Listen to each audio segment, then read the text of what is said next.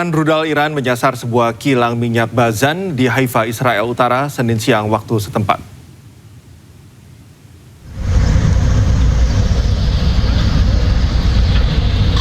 Asap tebal mengepul di atas kilang minyak terbesar Israel setelah rudal menghantam infrastruktur penting di Haifa, Israel.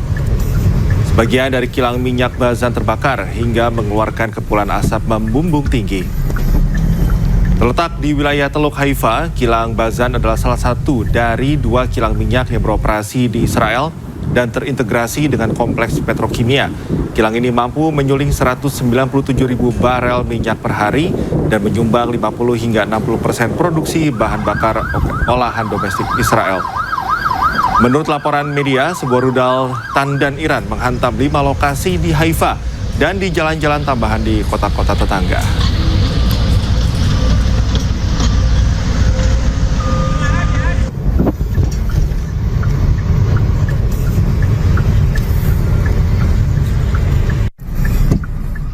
Iran juga menyerang kawasan industri Israel di kawasan Neyot Hovav. Kepulan asap membumbung tinggi di atas kompleks industri dan petugas mengaktifkan protokol kedaruratan.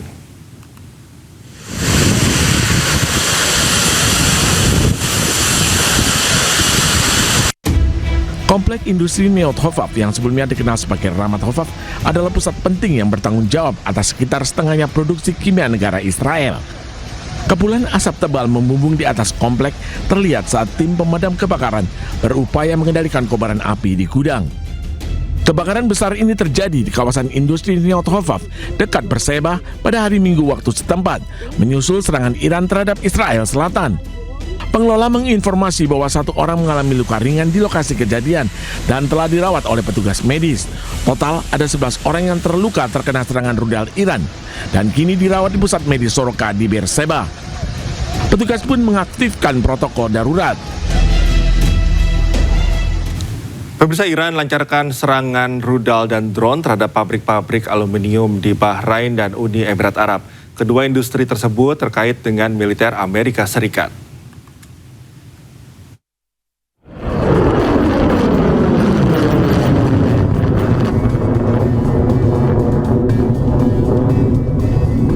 Korps Garda Revolusi Islam Iran melancarkan serangan rudal dan drone yang menghantam pabrik peleburan aluminium terbesar Uni Emirat Arab Al-Tawelah di Abu Dhabi. Pabrik aluminium di zona ekonomi Khalifah Abu Dhabi mengalami kerusakan signifikan oleh serangan rudal dan drone Iran. Selain itu, Iran juga menyerang pabrik aluminium Bahrain yang menyebabkan 2 orang terluka dalam serangan tersebut.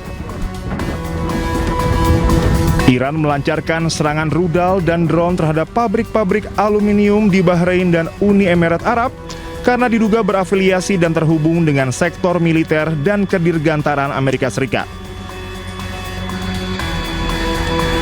Iran mengatakan serangan tersebut merupakan balasan atas serangan Amerika Serikat dan Israel terhadap infrastruktur industri Iran yang diluncurkan dari pangkalan-pangkalan di negara-negara Teluk. Pemirsa, Iran juga mengklaim telah menyerang pesawat Angkatan Udara Amerika Serikat. Pesawat tersebut berada di Arab Saudi.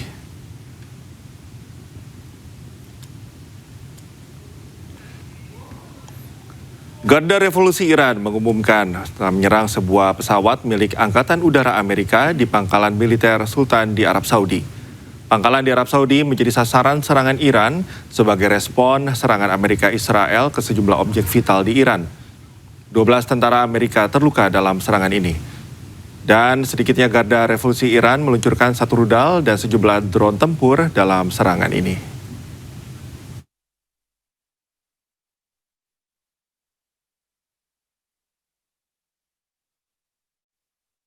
Eskalasi perang Iran masuk babak baru yang lebih berbahaya. Houthi meluncurkan serangan rudal balistik pertama dengan mengarah ke daerah militer Israel di wilayah Palestina Selatan.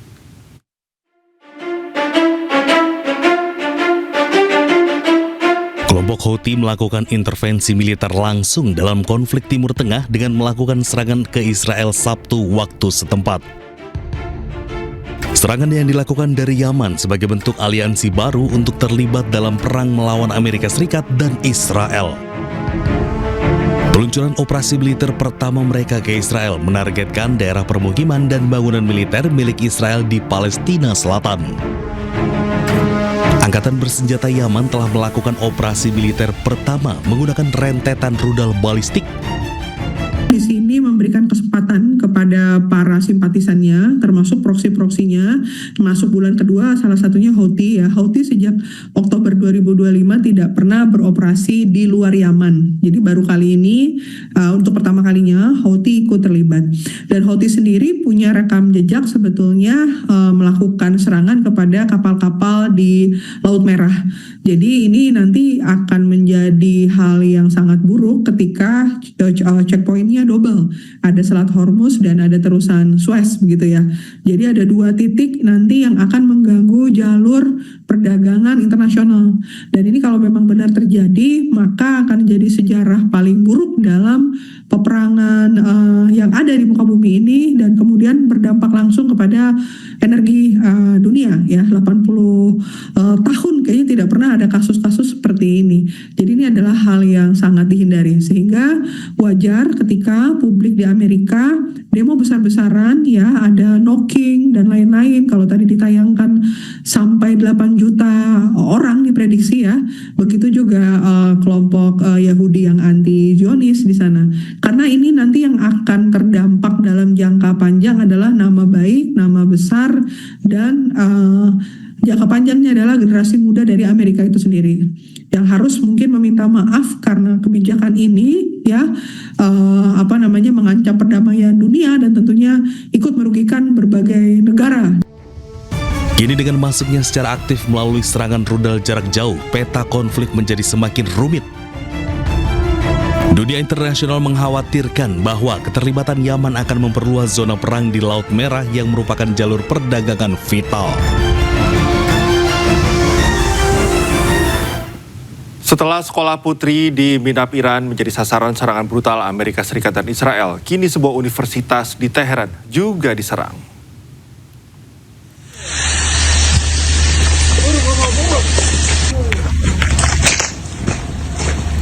Universitas Sains dan Teknologi Teheran, Iran hancur diserang Amerika Serikat dan Israel pada Sabtu malam.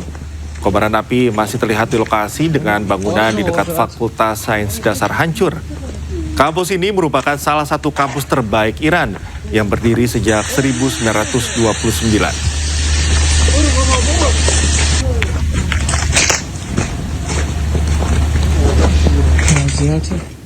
Amerika Serikat kembali kirim ribuan pasukan ke Timur Tengah. Ribuan pasukan disebut mampu melakukan operasi tempur termasuk serangan udara saat penerjunan.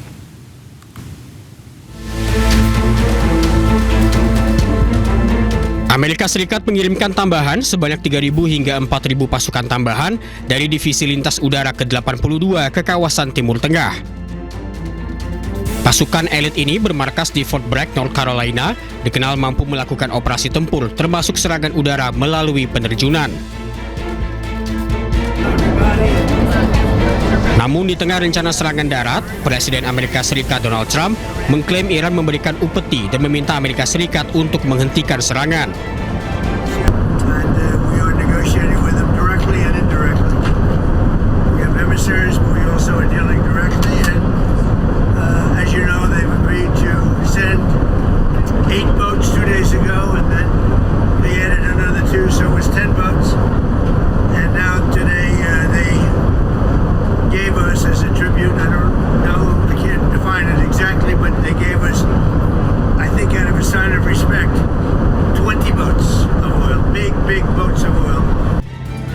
Sebelumnya Amerika Serikat telah mengirim ribuan marinir dan personil angkatan laut melalui kapal serbu amfibi USS Boxer beserta kelompok tempurnya.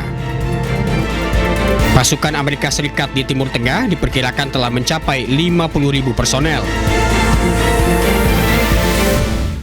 Sementara itu, pemerintah militer Iran membantah ada negosiasi dengan Amerika Serikat. Iran menegaskan bila Amerika nekat menyerang akan jadi santapan empuk untuk hiu-hiu di Teluk.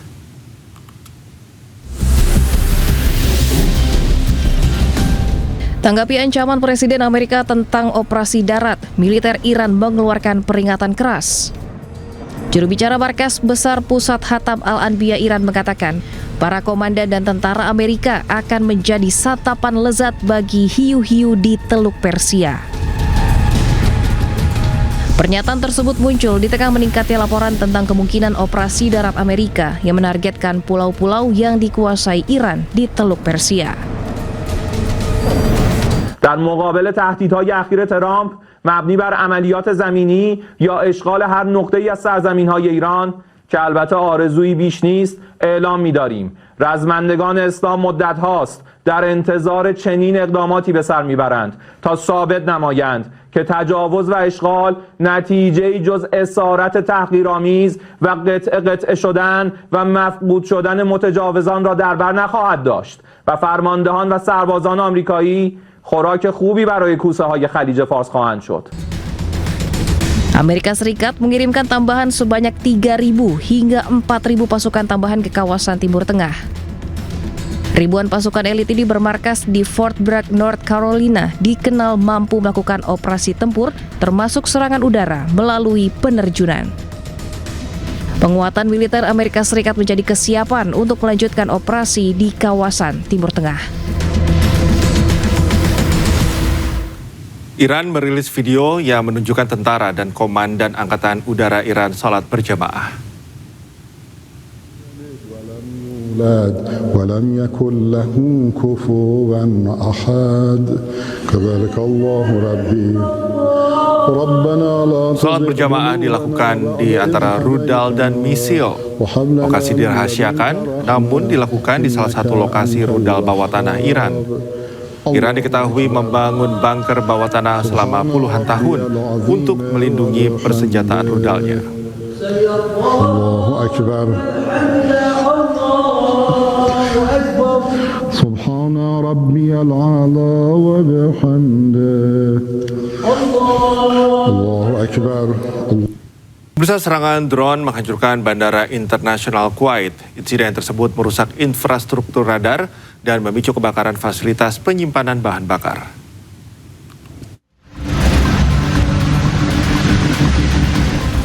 Sebuah serangan drone telah menghancurkan Bandara Internasional Kuwait.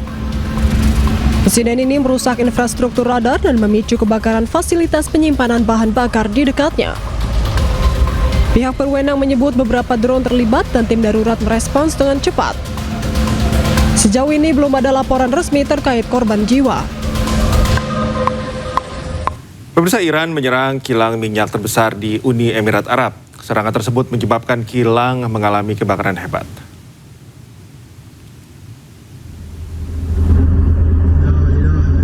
Sebuah rekaman video menunjukkan kilang minyak terbesar di Uni Emirat Arab meledak dan terbakar. Asap hitam tebal terlihat membumbung tinggi. Serangan ini terjadi di tengah konflik di Timur Tengah. Belum ada laporan resmi terkait jumlah korban jiwa maupun kerugian akibat serangan tersebut.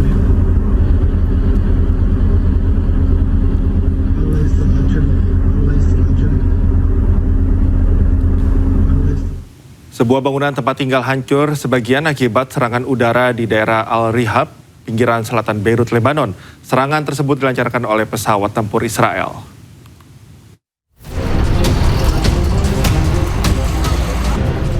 Pesawat tempur Israel melancarkan serangan udara di daerah Al-Rihab, pinggiran selatan Beirut, Lebanon pada hari Senin.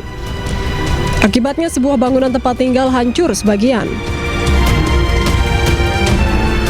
Rekaman video menunjukkan asap mengepul dari bangunan yang rusak dan mobil-mobil di sekitarnya hancur tertimpa reruntuhan. Sebelumnya, juru bicara IDF Avichai Adrae mendesak warga di pinggiran selatan untuk mengungsi karena serangan terus berlanjut terhadap infrastruktur militer Hizbullah. Kedutaan Besar Iran publikasikan foto dua perwira tinggi Angkatan Laut Amerika Serikat yang dituduh sebagai dalang peluncuran rudal ke sekolah dasar di Minab, Iran. Tragedi Minab menewaskan lebih dari 168 anak perempuan.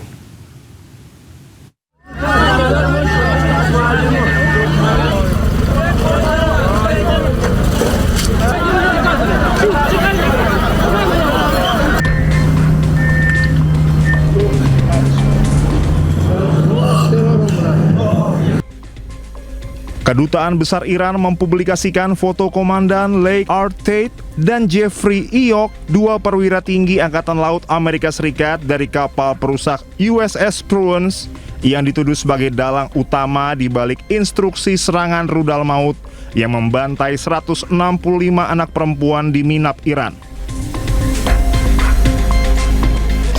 Kedua perwira ini dituduh memberikan otorisasi peluncuran rudal jelajah Tomahawk pada 28 Februari 2026.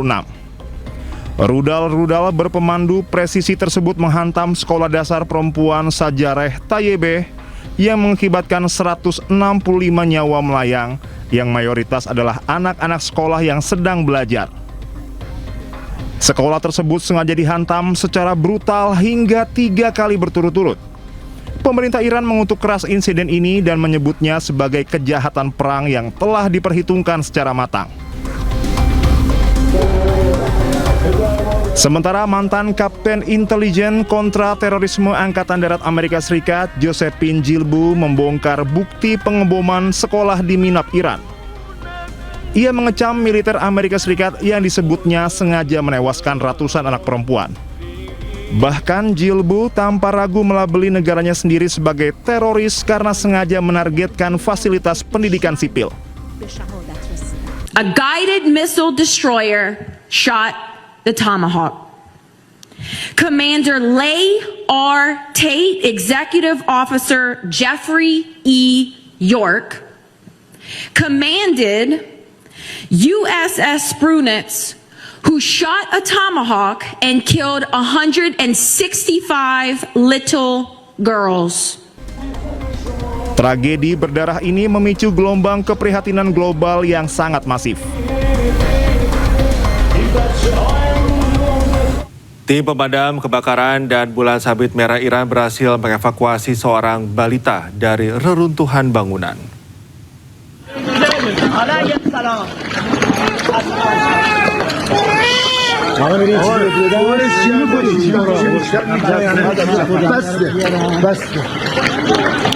Tim penyelamat dari Bulan Sabit Merah Iran menyelamatkan seorang balita dari reruntuhan bangunan yang hancur akibat serangan udara pada hari Sabtu.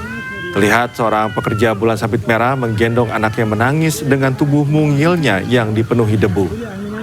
Tim Bulan Sabit Merah Iran melaporkan balita ditemukan dan diselamatkan oleh petugas pemadam kebakaran setempat. Serangan Zionis yang membabi buta telah menghancurkan sejumlah fasilitas publik Iran, termasuk sekolah yang turut menewaskan sejumlah anak.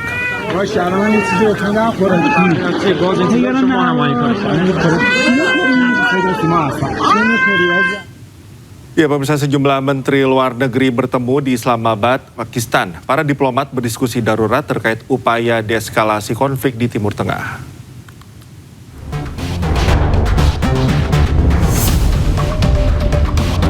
Menteri Luar Negeri Pakistan Ishaq Dar bersama 3 menteri luar negeri lainnya berdiskusi mendesak di Islamabad, Pakistan pada hari Minggu. Ishaq Dar berdiskusi bersama Menteri Luar Negeri Arab Saudi Faisal bin Farhan Al Saud, Menteri Luar Negeri Turki Hakan Fidan, dan Menteri Luar Negeri Mesir Badar Abdelati. Inti dari diskusi tersebut terkait dengan usulan kerangka kerja gencatan senjata yang bertujuan untuk menghentikan eskalasi dan menciptakan ruang untuk negosiasi. Prioritas utama adalah pembukaan kembali Selat Hormuz, jalur energi global yang vital, bersamaan dengan langkah-langkah untuk melindungi infrastruktur penting di seluruh teluk. Pemirsa, 10 orang dilaporkan terluka setelah serangan menghantam kantor stasiun televisi Al Arabi Teheran, Iran. Pihak Al Arabi TV mengecam keras insiden penyerangan lantaran keselamatan jurnalis semakin terancam di tengah konflik.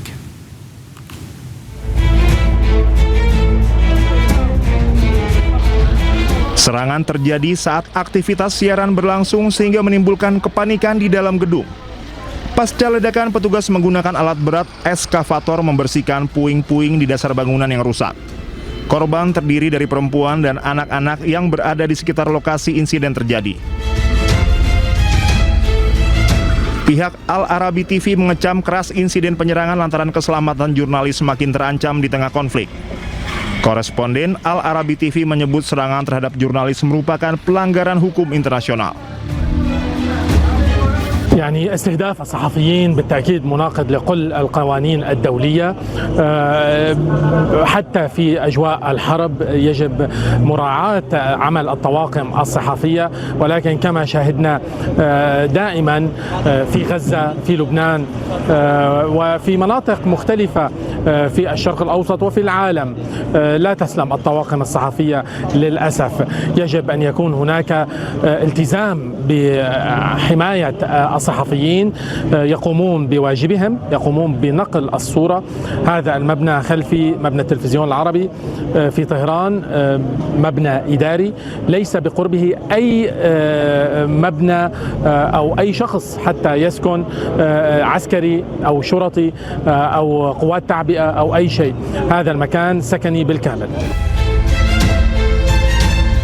Sementara militer Israel mengakui telah melakukan serangan tambahan di Teheran namun tidak memberikan rincian terkait insiden tersebut. Sementara itu, ribuan orang berkumpul di Beirut untuk prosesi pemakaman jurnalis yang tewas dalam serangan Israel di Lebanon Selatan.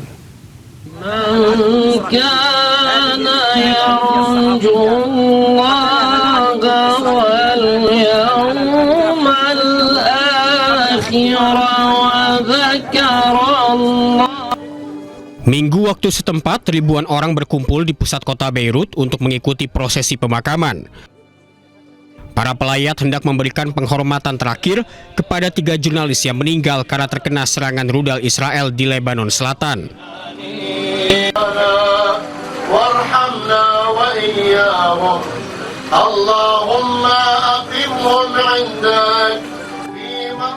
Israel menghantam kendaraan media Al-Manar di Jalan Jezin dan menewaskan Ali Shuib, koresponden Al-Mayadin yaitu Fatimah Fatuni, dan seorang fotografer bernama Muhammad Fatuni.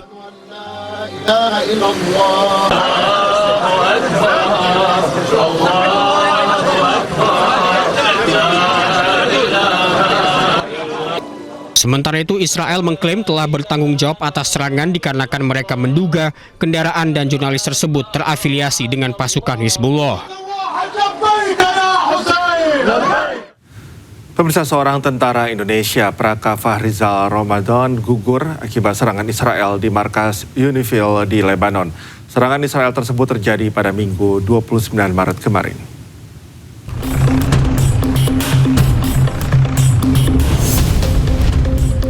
Israel dilaporkan menyerang pangkalan penjaga perdamaian PBB di Lebanon Selatan pada Minggu waktu setempat. Kantor berita setempat melaporkan bahwa pasukan Indonesia diserang di pangkalan di Atshid Al-Qusir di distrik Marjayun. Terdapat korban jiwa dan helikopter telah membawa korban ke rumah sakit terdekat.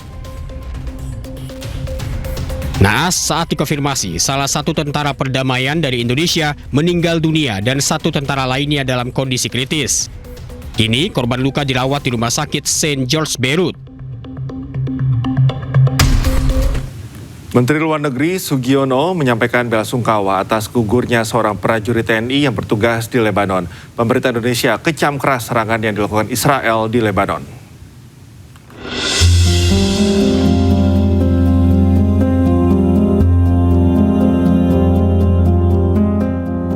Duka mendalam menyelimuti kediaman Praka Fahrizal Ramadan di Kulon Progo, Yogyakarta.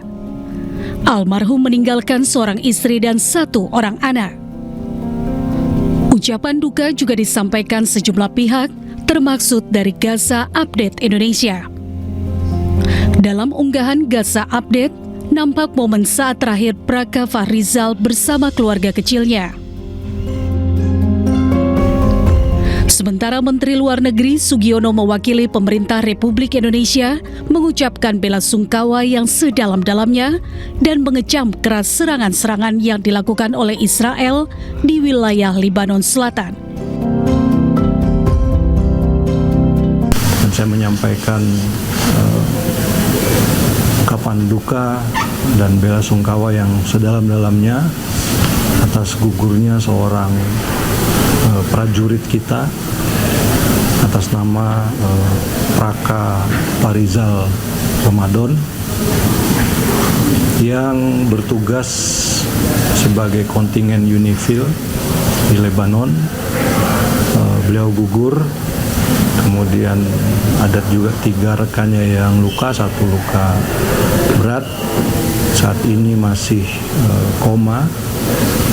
Kemudian meminta investigasi penuh dari Unifil untuk bisa menemukan sumber dari insiden ini, dan sekali lagi meminta kepada semua pihak untuk melakukan deeskalasi. Almarhum Praka Farizal Ramadan memulai pengabdiannya sebagai anggota TNI pada tahun 2016 dengan tugas pertama di Aceh. Dalam 1 tahun terakhir, ia mendapatkan kepercayaan untuk bertugas sebagai pasukan penjaga perdamaian PBB di Libanon. Tim Liputan iNews melaporkan.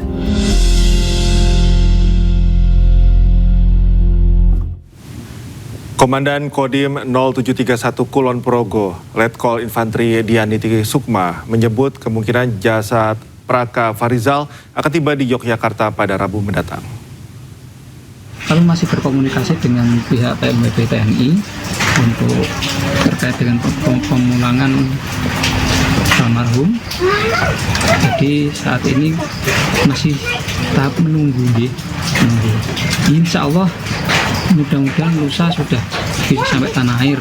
Tapi itu pun kami tetap menjaga, tetap monitor terkait dengan pemulangan.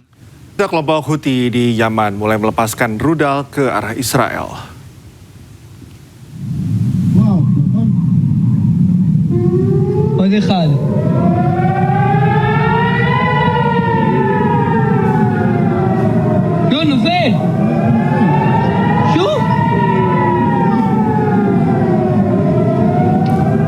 Rudal yang diklaim milik kelompok Houthi di Yaman terlihat jatuh di kota Eilat, Israel. Sirine udara diaktifkan di kota Dimona, Beersheba, dan Eilat. Serangan berlangsung beberapa jam setelah kelompok Houthi memperingatkan Israel tentang kemungkinan intervensi militer langsung jika perairan Laut Merah digunakan AS Israel untuk menyerang Iran. Dengan bergabungnya Houthi tentu menjadi ancaman baru untuk AS Israel di tengah perang yang memanas di Timur Tengah.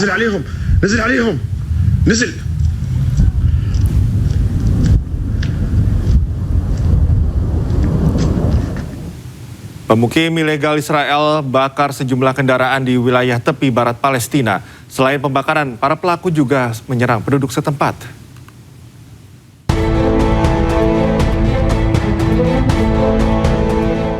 Pemukim ilegal Israel membakar sejumlah kendaraan dan menyerang warga di wilayah tepi barat Palestina. Insiden ini terjadi di kawasan Al-Rahwa, kamp pengungsian Al-Arab di utara Hebron. Serangan serupa juga dilaporkan terjadi di kota Nahlin, Bethlehem. Hingga kini belum ada keterangan resmi terkait jumlah korban dari insiden tersebut. Ya, beragam cara dilakukan Israel untuk mengusir warga Palestina dari rumahnya di tepi barat. Salah satunya dengan memerintahkan pengadilan untuk mengeluarkan surat pembongkaran.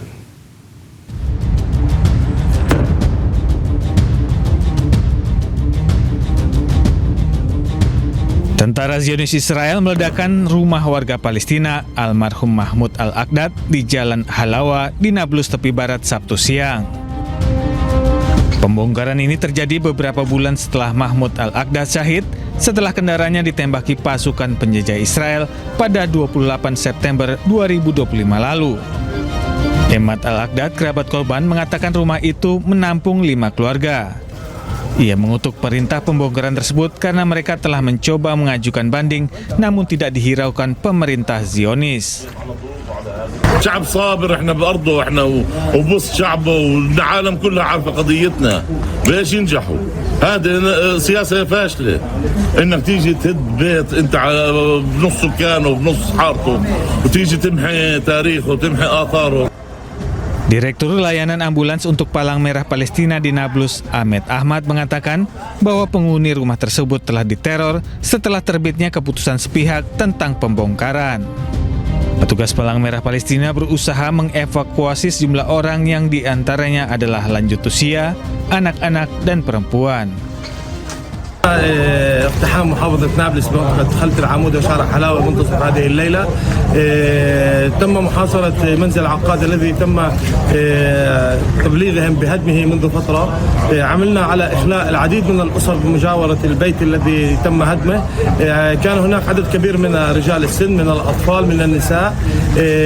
كانت هناك عمليات كبيرة في إعاقة عمل الطواقم الطبية، لكن بحمد الله تم توزيع المتطوعين في هذه المنطقة وإخلاء جميع الأسر المحيطة للمنزل وإخلاءهم إلى مسجد قريب من هذه المنطقة. Menurut Kementerian Kesehatan Palestina, sejak 7 Oktober 2023, lebih dari 759 warga Palestina telah syahid akibat serangan pasukan atau pemukim Israel di tepi barat. Pemirsa, ratusan warga Seoul, Korea Selatan berkumpul dan berunjuk rasa di gedung kedubes Amerika Serikat dan Israel. Mereka mendesak agar tak ada negara yang mengganggu kedaulatan negara lain.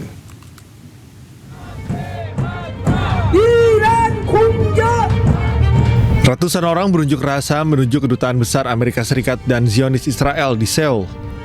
Massa memprotes perkembangan di Gaza dan meningkatnya ketegangan di Timur Tengah. Para pengunjuk rasa meneriakkan slogan-slogan Israel teroris dan meminta pemerintah Korea Selatan tidak mengerahkan pasukan tempur. Sejumlah pengunjuk rasa kemudian memberikan dukungannya kepada Iran. Mereka menegaskan Iran memiliki kedaulatan untuk menentukan masa depannya sendiri. 원래 팔레스타인의 그 전쟁이 지금 뭐 이란까지 중동 전체를 위험하게 빠뜨리고 있어서 이거는 더 이상 남의 문제가 아니라 모두의 문제다. 그리고 그 폐해로 인해서 지금 전쟁으로 인해서 모든 지구의 사람들이 다 어려움을 겪고 있는 상황인데 그런 상황에서 한국에서도 이 전쟁에 대해서 굉장히 반대하고. Ketegangan meningkat di Timur Tengah sejak Amerika Serikat dan Zionis Israel melancarkan operasi militer gabungan terhadap Iran pada 28 Februari di tengah pembicaraan diplomatik yang bertujuan untuk membatasi program nuklir dan rudal Iran. Warga Istanbul, Turki juga menggelar demo besar-besaran mengusir pangkalan Amerika di Turki.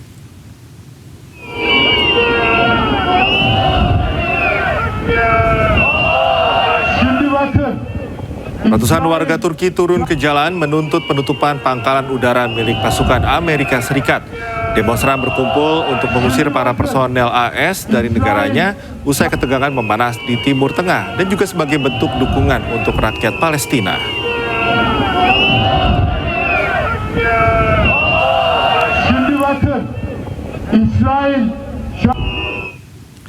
Paus Leo XIV kembali menyuarakan penolakan perang. Penolakan tersebut disampaikan kala memimpin ibadah Misa Minggu Palma di Vatikan.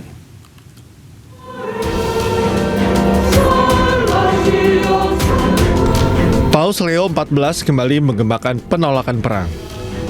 Kali ini Paus memanfaatkan Misa Minggu Palma untuk menyuarakan penolakan itu. Paus memimpin Misa Minggu Palma di Vatikan. Palma adalah hari Minggu terakhir yang menandai dimulainya Pekan Suci. Perayaan ini mengenang peristiwa masuknya Yesus ke Yerusalem sebagai Raja Damai. Dalam khotbahnya, Paus Leo XIV berulang kali mengucapkan Raja Damai. Ia mengungkapkan Tuhan selalu menolak kekerasan. Ia juga menegaskan Yesus terus mewartakan damai meski kekerasan mengintai. Lui, che si offre come una carezza per l'umanità, mentre altri impugnano spade e bastoni. Lui che è la luce del mondo, mentre le tenebre stanno per ricoprire la terra. Lui che è venuto a portare la vita, mentre si compie il piano per condannarlo a morte. Come Re della pace, Gesù vuole riconciliare il mondo nell'abbraccio del Padre e abbattere ogni muro che si separa da Dio e dal prossimo. Perché Egli è la nostra pace.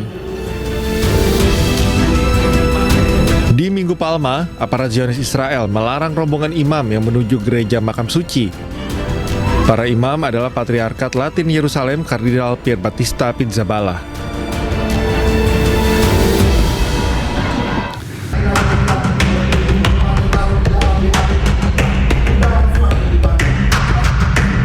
Amsal Kristi Sitepu, seorang videografer asal Kabupaten Karo, Sumatera Utara, tengah menjadi perbincangan di media sosial setelah ia menjadi terdakwa dalam kasus dugaan markup anggaran desa untuk membuat 20 profil desa di Kabupaten Karo.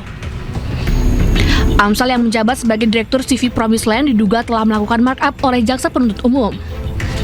Amsal diketahui telah mengajukan proposal ke 20 desa di Kabupaten Karo dengan biaya pembuatan 30 juta rupiah untuk setiap desa. Namun dari analisa ahli dan auditor Inspektorat Kabupaten Karo, seharusnya satu video dihargai 24.100.000 rupiah. Meski kasus ini sudah berjalan selama beberapa bulan, Kejaksaan Negeri Karo tidak pernah menetapkan satu orang pun kepala desa selaku penyedia anggaran sebagai tersangka dalam perkara ini. Kalau saya melakukan markup sederhana, tinggal proposalnya tidak usah diterima. Kalau saya melakukan markup, tolong saya buat kalian semua pemerintahan yang mempunyai kuasa untuk mengatensi ulang kasus ini, ditinjau ulang, tolong kami. Kalau saya melakukan markup, lebih baik pekerjaan saya tidak dibayar karena pembayaran dilakukan selesai pembayar, selesai pekerjaan selesai. Tolong saya, tolong saya. Kasus yang menjerat Amsal ini pun menyita perhatian Komisi 3 DPR RI. Anggota Komisi 3 DPR RI Hinca Panjaitan turun langsung mendatangi Pengadilan Negeri Medan pada Februari lalu. Apa yang saya dengarkan langsung dari saya istri terdakwa ini, saya merasa ada sesuatu yang harus saya ikuti sampai nanti putusan. Tidak ada niat intervensi, tapi mengikuti prosesnya. Sementara waktu, saya beritahu teman-teman, ada yang tidak lazim dalam proses pemberkasan sampai naik kasus ini. Sebelumnya, JPU telah menuntut Amsal dengan hukuman 2 tahun penjara dan denda 50 juta rupiah, serta mengembalikan kerugian negara sebesar 202 juta rupiah. Dari Medan, Sumatera Utara, Said Ilham, iNews melaporkan. Komisi Pemberantasan Korupsi menetapkan 2 tersangka baru dalam pengembangan kasus dugaan korupsi kuota haji untuk penyelenggaraan ibadah haji Indonesia periode 2023-2024.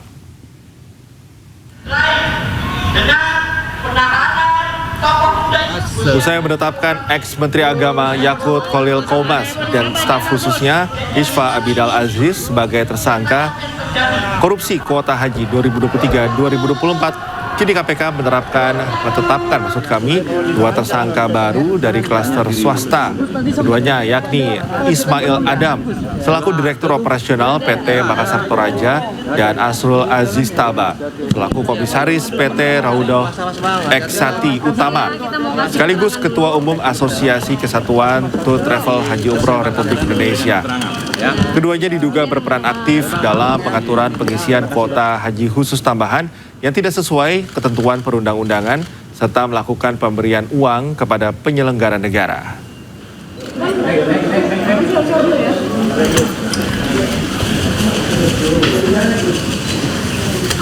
KPK kembali menetapkan 2 orang tersangka, yaitu 1 saudara ISM selaku Direktur Operasional PT Makassar Toraja Maktor dan 2 saudara ASR selaku Komisaris PT Raudah Eksati Utama sekaligus Ketua Umum Asosiasi Kesturi.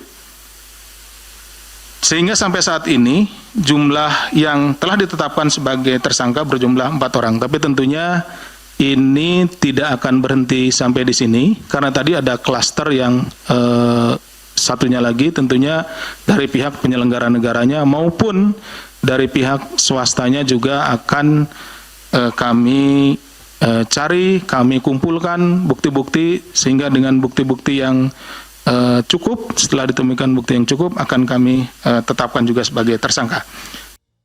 Pemirsa, kabar bahagia datang dari keluarga Menko Infrastruktur dan Pembangunan Kewilayahan Agus Harimurti Yudhoyono. Sang istri Anissa Pohan melahirkan anak kedua berjenis kelamin laki-laki setelah penantian panjang 17 tahun. Dan pemirsa, informasi yang akan hadir ini sekaligus menutup iNews Prime hari ini. Temukan informasi-informasi terbaru lainnya di www.inews.id. Cuplikan tayangan berita iNews dapat Anda saksikan di kanal YouTube @officialinews. Dan tentunya informasi tadi akan kami hadirkan usai sesaat lagi, dan jangan lupa pemirsa untuk ikuti polling di Instagram dan YouTube akun official iNews. Hari apa yang Anda pilih untuk rencana WFH? Sesaat lagi, rekan Bayu Pradana akan hadir dalam program Breaking News. Mewakili kerabat kerja bertugas, saya Cikal Mutazam pamit. Terima kasih, sampai jumpa.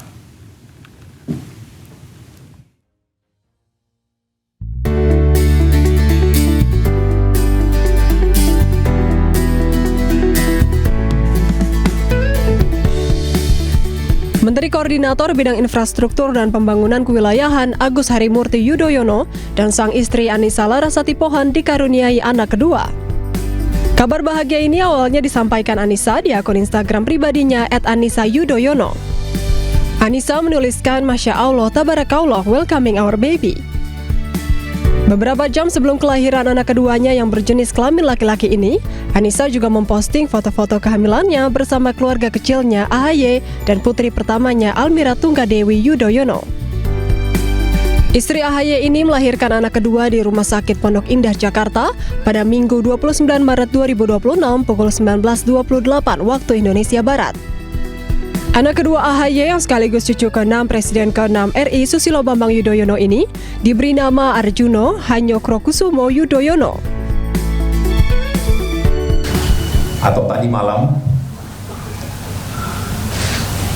istri kami tercinta Anissa Larasati Pohan binti Aulia Tantawi Pohan telah melahirkan dengan selamat anak kedua kami, seorang anak laki-laki.